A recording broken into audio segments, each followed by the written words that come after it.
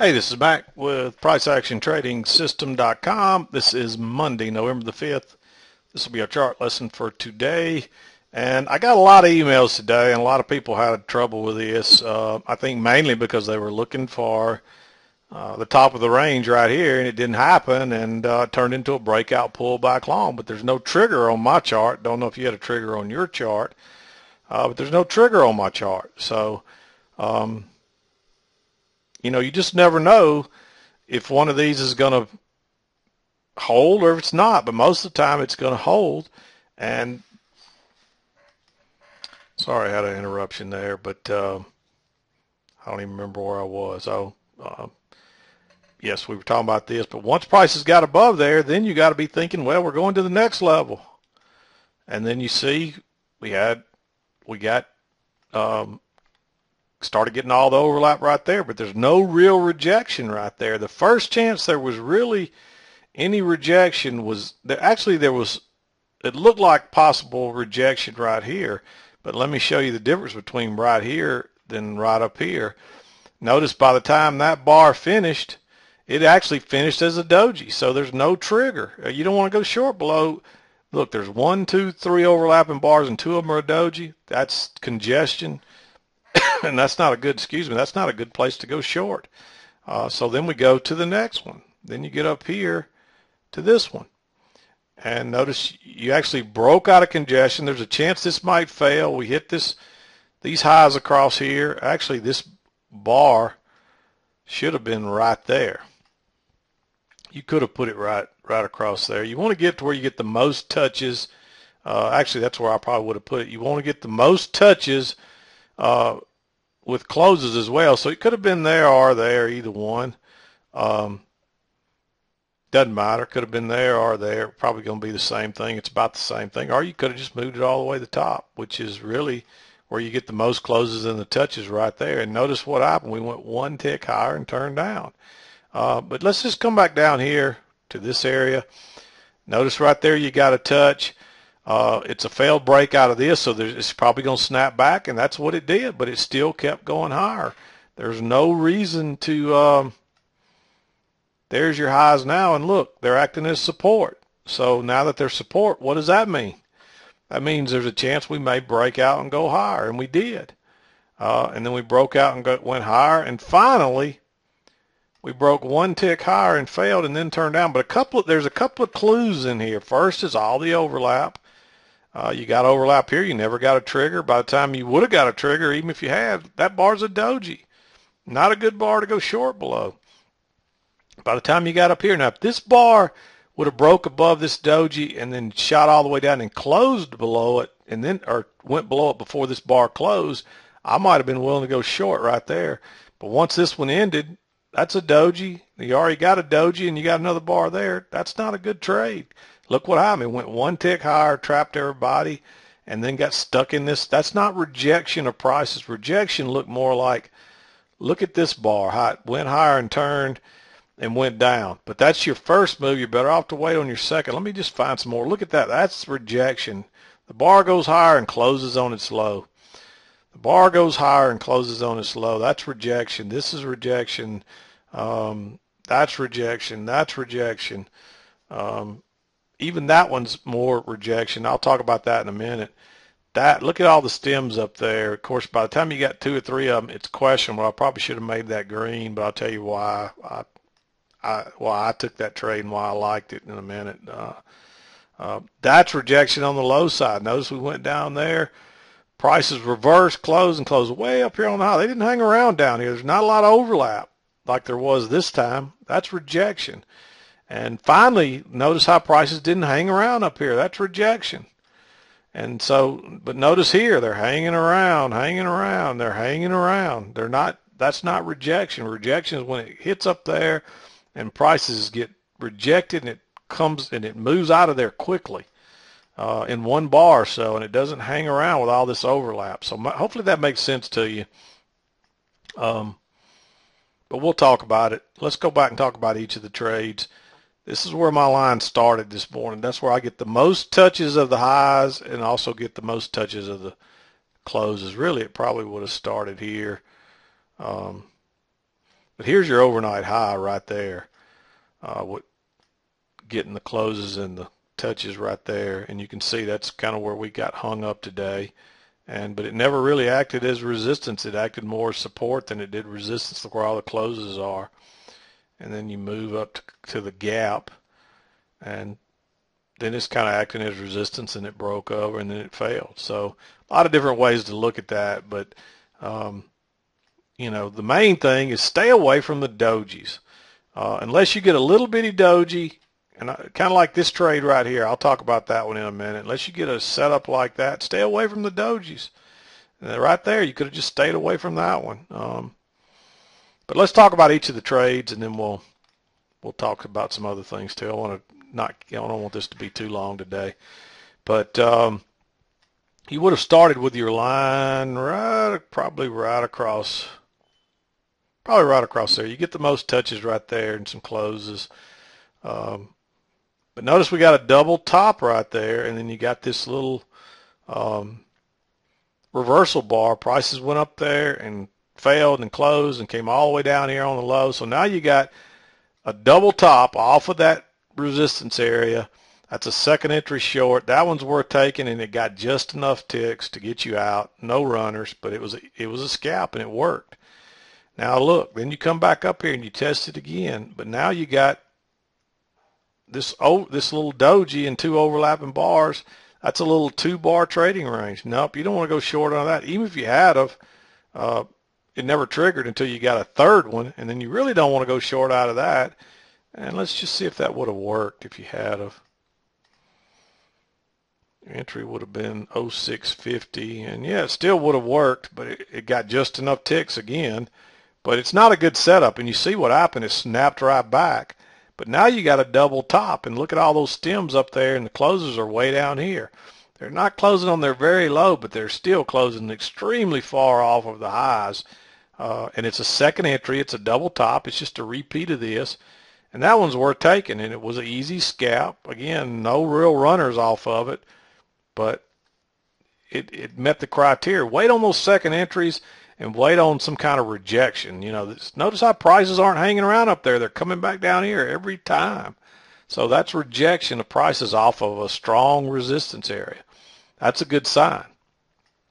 In comparison to this, notice there's no rejection over here. It's closing back up here near the high. It didn't go through it, but it's not getting rejected, and that's the difference. And then notice how here we're not really getting rejected off of those lows. You did get a chance to enter here on a little doji, and as long as you kept your stop below that, this was probably a good trade, but I would have been a little leery of that entry right there. Instead, this is the one. Notice how we came down here. Now we got a double bottom. Off of that move down, we tested it twice. We already tested it once, so we tested it 2 more times. And look at that rejection bar. Look at that. That's as pretty as it gets. So you go long right there. Easy scalp. And your entry would have been 404.75. So you get almost 2 points out of that. It pulls back, and what does it do? Of course, it takes out the runner. So no long-term runners on that one unless you entered down here. And let me show you how I entered it. And I'm hesitant to even show you this because some of you will do it tomorrow and you'll be wrong. And you'll think, why'd I do that? But notice that we had those little matching lows, and we'd already failed below it once. So when it came back down here again, with all that overlap, I just dropped my order right there, and it ticked 1 tick through it and reversed and closed up here. So my runners were safe, but you wouldn't have got any runners if you entered here, but you would have if you entered here. Now you got a second chance to enter, or you could add on if you were still long if you wanted to. And this is 1 leg back, pull back. That's 2 legs back to the EMA after 1 bullish leg up and rejection off the low. So you figure you're probably going back to at least here. And easy scalp. Any runners were safe. You could have ridden them all the way up. And if you didn't just exit here, you would have got to ride this all the way up to here. And so now that we've gotten through here, you got to start moving this line up. You might have been moved it here next. And notice everything's above that. So, hey, let's go to the next one. And you should have been aware of this gap because that's what I think prices were trying to do. And once we got that eye, they went ahead and tested the next resistance area across here. And okay, I'm back. I've been interrupted about 5 times. I don't even know where we ended, but I think we were talking about this trade right here, and but you should, I can't remember where we are, so I'm just going to pick up right here. You should have been aware of this gap and the fact that, when prices get this close, they're going to probably fill that gap unless it's just extraordinarily weak right here. And you can see that's not the case because you got all this overlap. So by the time this bar is set up right here, you had 3 overlapping bars. And so you're going short in congestion with 2 dojis, and they're going short below a doji. So just stay away from those dojis. Now, notice once we got up here to this one, prices stalled right there with a little bitty bar, and but they went higher first and then turned down. And so once they went higher first, then you got a little trap right there. You got all this congestion. You got 3 pushes up. This one was worth taking. And so I put my order right there and went short below that. And you can see that prices, then we had 2 legs down to a higher low, and then we went higher again. And once we made this higher low, you don't know that till it starts making higher highs and higher lows. But then you got to be thinking a measured leg like this leg right here from here up. And so there's a difference between, and this is more rejection right here. We went higher and turned and closed down here near the low. This is a doji, but we had filled the gap. We did have 3 pushes up, and let me show you. You kind of got a little, I probably would have drawn that about like that right there. And if you drag that up, you can see that right there. You got 1 push past, 2nd push past, and I mean, you really would have you had a little channel working up there, but the trading range kind of overshadowed it. But there it is. And then we broke below it, came back and tried to test it and sold off again. But really, the best thing is just wait on your 2nd entry, and you're going to be a lot better off. And you didn't get one until right here. Actually, there was a pretty good entry right there, but again, it ended as a doji, so it was questionable. But notice that you got 1st entry long, 2nd entry long, and it failed, and that's a trap. So that was probably worth going short right there, and it would have worked out. It took a few minutes to work on down. But then you had this setup right here. This is actually just 2 legs. If you went to a smaller chart, you'd see it real clearly. 1 leg up, pull back, 2nd leg up, and then you got this little trap, 1 tick above that, closed on its low, and then you got to be thinking measured leg, and that's exactly what you got, and it's to the tick, if I remember right.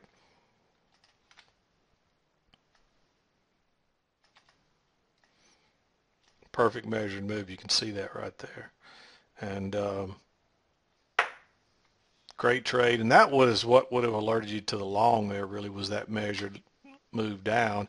And you wouldn't have known that we were going higher yet, but you would have expected that prices are going to snap back and test this breakout area right in here, and that's where we went to. That's an easy scalp, so that's why we'd like that long right there. And then I was done for the day. I didn't take anything else after that. I'd already met my goal. But I'll be honest with you, I made most of my money off this trade and this trade right here, and I actually doubled up on this one right here, and I gave it a little more room because you figure you're going to pull back and take out those break-even stops. So with a double load on right there, I gave it an extra tick. I think I had my stop. I might have even moved it all the way 1 tick above that, but I gave it a few more extra ticks, and I didn't get stopped out, and I was able to take that all the way down with a double load, and I made a nice trade on that right there. And but what I would say, if you don't see rejection, your best trades are going to be rejection like that right there, or like that. They're going to look real bearish, and if you don't see that, just stay away from it. And that's really the first trade that you got a kind of a bearish reversal type bar that you could go low without there being a lot of overlap right there, and that's a failed break out of that. You can see we broke out here, but notice what happened. We ended with that little doji right there. And that's the first one that really gave you a decent setup. So pay attention to those setups, and the best thing to do is just stay away from the trade. And actually, even if you got, let me just show you this. I'm pretty sure even if you got sucked into this trade right here, you would have entered at 09 and a quarter. This went to 14 and 11, so it needed one more tick to hit a 2-point stop. So even if you got suckered in right there and didn't exit and kept your 2-point stop, this trade would have survived. So just another thought there, but that's not a really good setup. Generally, when you break out, you know you're going to snap back, but you need some kind of really show of bearishness because look at that move. That's a really bullish move up through there. And then there's no rejection right there. That's a sign that we're going to try to push forward, and you got to be thinking your next target's up here. So just remember to move your targets along to each spot so you know where they are. And then if we got through that one, you might have looked for one there, but the next one really would have been way up here. The next really strong one. So again, you might have looked for one right there, but I'd call that all the same thing really right across there. And the next one would have been up here. So remember to move your line along, and you'll kind of notice once we got above that, look, it was acting as support. And even if you drug it up to here, prices are hanging around here. They aren't getting rejected. Move it up here. Now prices popped up there and got rejected. Right here, notice when prices came back, they didn't get rejected there. They just kind of hung around there. Now, if you bring this one down here, prices went lower and got rejected. Even on this little one here, that's close enough to rejection. Look at this one right here. It came back down here. Your line would have been way down here. Came back down, and look, it got rejected out of there. So that's what I would say is your main clue. And I'm going to wrap this up, is look for rejection. If prices are hanging around when they get to these points, that's not a good sign. That means that they're accepting prices down here, and they're probably going to try to work it lower until suddenly you get a rejection. And for some reason, they decided to buy here, and it was all uphill after that. And then you finally got up here, and it looked like it was going to turn, but it didn't. It looked like it was going to turn, but it didn't. And then finally, it got rejected out of there and sold on off. And that's not as strong a rejection as you got down here, but that's still good enough based on all the other reasons there. So hopefully that all makes sense to you. Again, that was a two-legged pull back to the EMA with a little one-tick trap. Down here, you started to get that overlap way away from the EMA. The place to enter was maybe a limit order right there when it ticked lower and then turned back. And really, until you get good at seeing this stuff, you're probably better off to stay out of that trade because of all the overlap and all the dojis for the same reason you want to stay out of that one. So if you're not sure, just stay out and wait on a better entry. Wait on the second entry or a trap or something. And that's what I would say. There's some more entries up through here. None of them are really good. But when we made that higher low and started making higher highs and higher lows, there's a good sign we're coming back to test this high again. And you can see once we got up there, prices never really got rejected. That was as close as it came, but by that time you got all that overlap and stuff, and it's late in the day, and anything can happen. It's just really acceptance once again of prices up there, and not a good setup. So look for these kind of bars, and these kind of bars, and these kind of bars right here. That's shows you rejection. So hopefully that makes sense. And it really, these kind of days, I like these kind of days because they're really predictable. These trades down here were so predictable. This one right here was a little questionable because it kept working through, but what it was trying to do was fill that gap and test these highs right here. And once it did, it sold off again. So by that time, now we're looking for a second leg up here. So you got to be able to look at the bigger picture and look outside of just what's going on right here.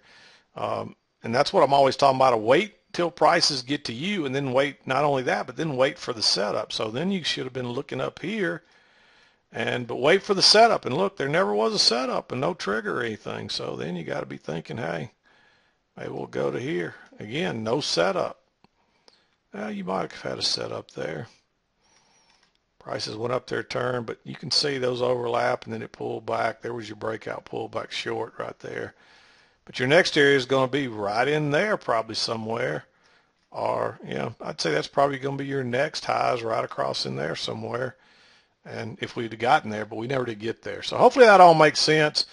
And, the best thing to do, if you're not sure, just don't take a trade. Wait on the second entry. Wait on the trend line.